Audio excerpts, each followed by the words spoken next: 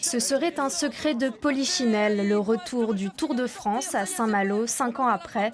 Bien sûr, rien n'est officiel, mais drôle de coïncidence.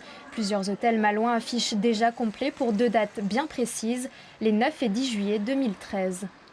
Je ne suis pas en mesure de confirmer le passage du Tour de France, mais on se rend compte qu'on a une grosse demande sur 2 dates en début juillet. On a des chambres de réservées à l'hôtel pour le 9 et le 10 par l'organisation du Tour de France.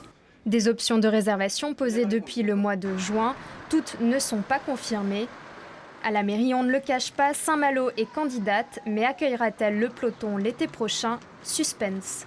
Les contacts existent. C'est une hypothèse sur laquelle on travaille, mais les organisateurs rendront la copie au dernier moment. Donc c'est sans doute au mois d'octobre que l'on saura véritablement si on est retenu ou pas.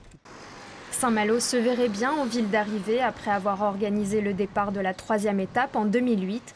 Un coup de projecteur qui a un coût, au moins 90 000 €, mais vite rentabilisé. Ça fait vivre le commerce local, la restauration et puis les hôteliers aussi. Je me souviens qu'en 2008, les chambres d'hôtel, pour en avoir de libres, il fallait les trouver sur Rennes. Donc vous imaginez l'impact que ça peut avoir. Donc j'ai pas d'inquiétude sur le retour sur investissement. Les rumeurs malouines parlent d'une étape Nantes-Saint-Malo, puis Saint-Malo-Mont-Saint-Michel. Seule fuite officielle, le Tour partira de Corse pour la première fois de son histoire.